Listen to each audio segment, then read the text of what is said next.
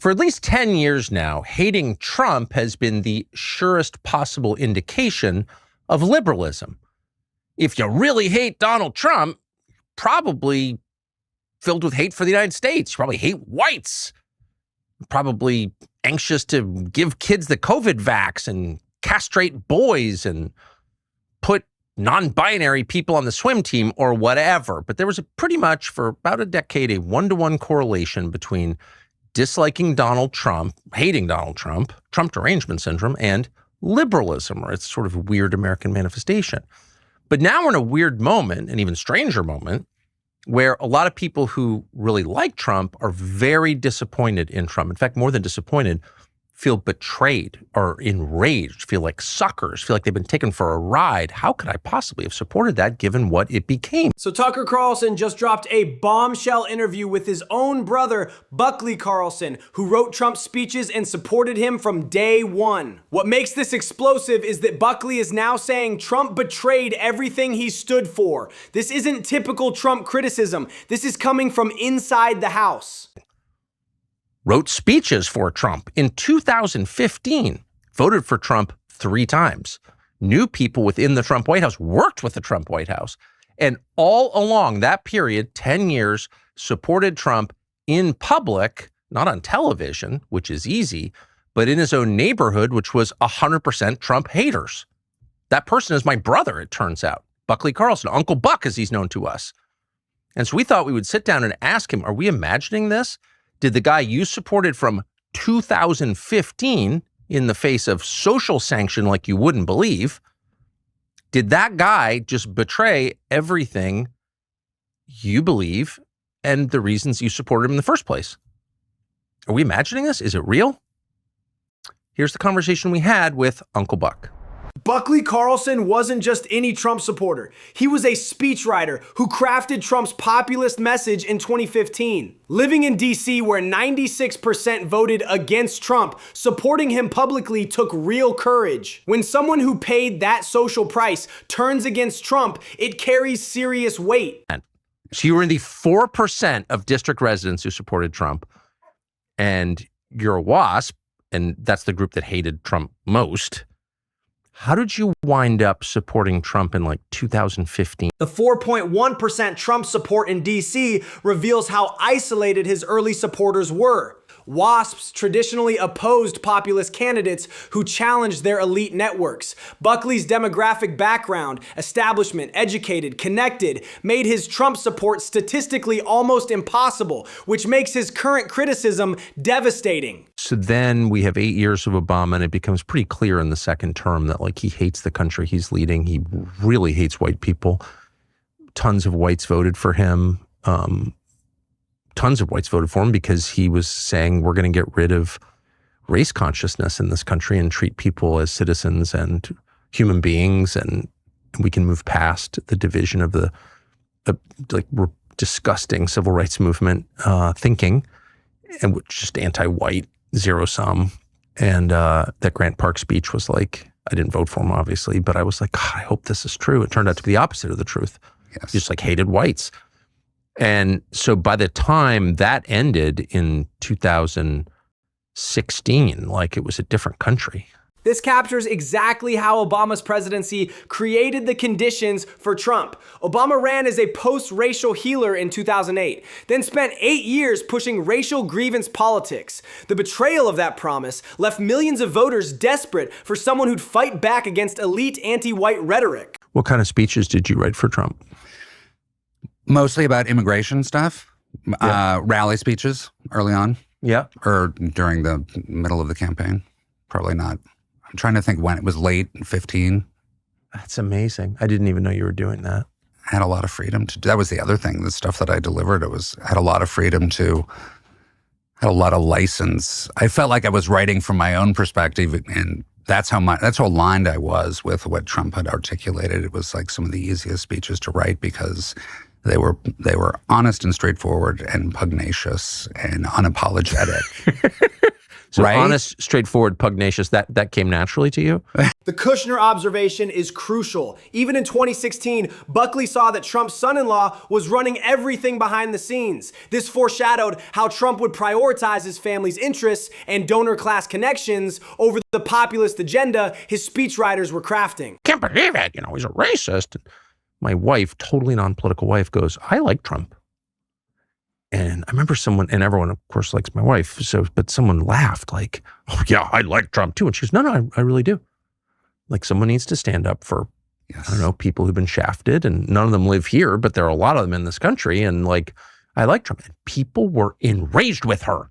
Like, the only time I've ever seen anyone mad at my wife, it's just like no one's ever mad at her, but they were mad and embarrassed. And like, I can't believe there's someone who in the room with me who could like Trump. And she, of course, like didn't even notice that people did. She's like, well, no, what's wrong with that? But that was the response that she got. This story perfectly illustrates the class divide. Buckley's apolitical wife instinctively supported Trump because she saw he was fighting for forgotten Americans. The elite rage toward her honest opinion shows how threatened they were by authentic populist sentiment breaking through their bubble. It said pro-God, pro-life, pro-gun, pro-Trump. No, it was actually, but it was during the Trump era. So it wasn't explicitly pro-Trump, but it certainly captured. It was, and it had a picture of, it was pro-God, pro-gun, pro-life, anti-Obama, and it had the sunset thing. And people reacted exactly as you would expect. Very few people would accost me in traffic, beep their horn, flick me off, yell at me. My car would get defaced often. I also had a small American flag in the back of my car that I had to keep replacing because people would steal it. But most people would just avert their eyes in disgust. And I don't know. Those are the kind of people that I just couldn't care less about their opinion. Even though they're 96% of the population of the city you live in. Yes. I had a lot of friends in D.C. I love D.C. Oh, I love totally living there. agree. Putting that bumper sticker on his car in Northwest DC took genuine courage. While coastal elites virtue signaled their opposition to Trump, Buckley faced real social consequences for his beliefs. That background makes his current moral stance against Trump's betrayals even more powerful. When he was denied entry into the B&T. Yes. Which is like totally been lost to history. They're directly across the street from each other.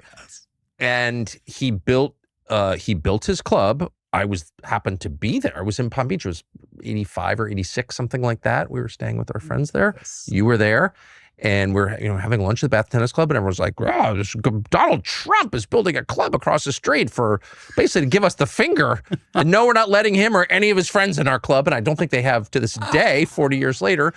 Anyway, that none of that was ever reported by anybody. I'm aware. Yeah. No, they focused on the flag, which was pretty cool. There were He a had the lot largest- there were a lot of dynamics here Yes, very going much on that nobody ever wants to talk about. But we just happen to have witnessed them firsthand, so I know exactly what this was. But Trump's resentment toward the WASPs was the driving force there, really. And he was an outer boroughs guy, never felt accepted by them, always wanted to be, always bragging, I went to Penn. Like, okay, Penn. And like they never liked him. They never accepted him. And boy, did he get them back. Yes, he did. And even to this day, I mean, 6 weeks ago, I was talking to him about this. His resentment toward the Bushes, and it's ethnic and social. This reveals Trump's core psychological motivation, ethnic and social resentment against the WASP establishment that never accepted him. Mar-a-Lago was literally built to give the Palm Beach elite the finger. Understanding this resentment explains why Trump ultimately served different masters than his supporters expected. You said something really interesting. You didn't take the vax. Thank God, literally thank God. Never once considered it. I didn't either. So obviously. a Thank sham. God. But Trump did and encouraged everyone else to take it and then never apologized, even when it became clear that the vax had killed hundreds of thousands of people around the world. And it's never really been studied in this country, but we can extrapolate and assume it killed people I know. Me too. So I know young men now who took it who have myocarditis and other heart for problems, sure. weird cancers. It was poison. Yes. Look at the cancer rates, look at the fertility rates, like everything about it was a bioweapon aimed at us. Yes. And Trump didn't apologize for that. I don't know, all the things that I've just ignored or forced myself to ignore, whatever, my flaws come out as I remember all of this, and my shame emerges. Well-deserved shame. But the vaccine betrayal cuts deep because Trump never apologized, even as excess deaths mounted, cancer rates spiked, fertility plummeted, yet he still brags about Operation Warp Speed.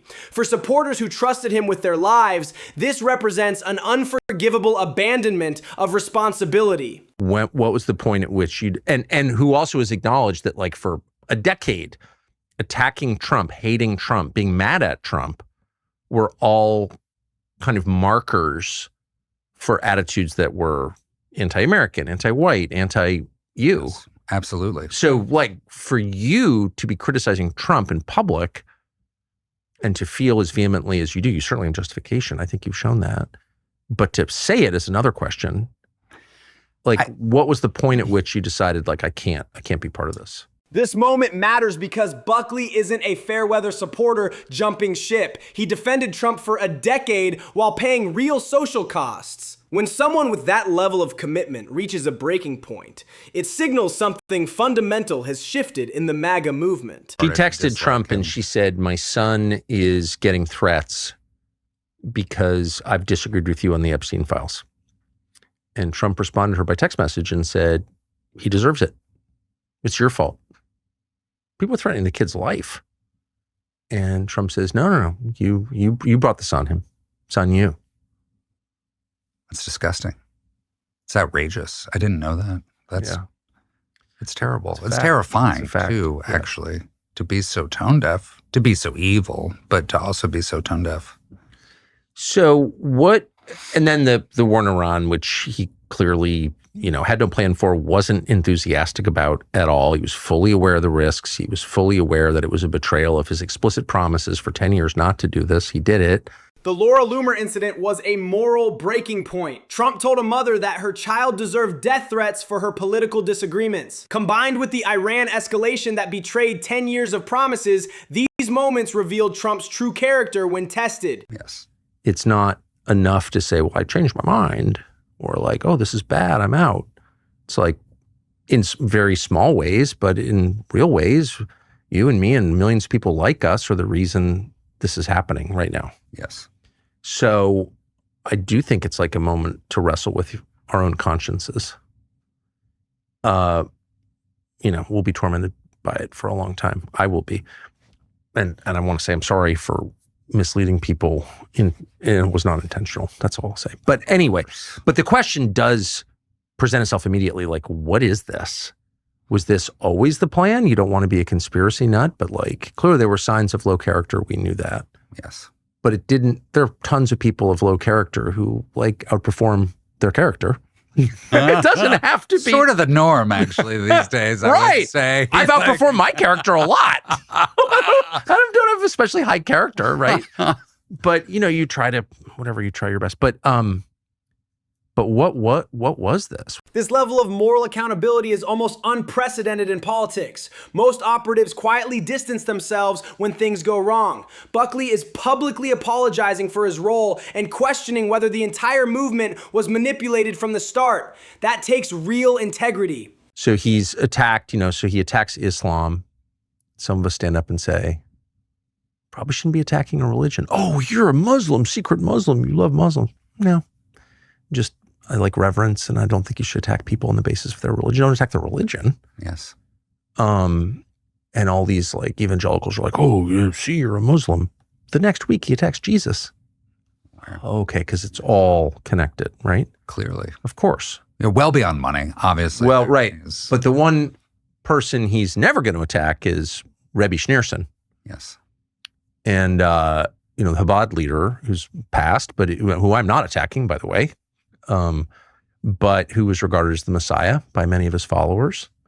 I don't think Trump should attack him, to be clear, but Trump would never attack him. That's the one Messiah he will never attack. So like, what is that?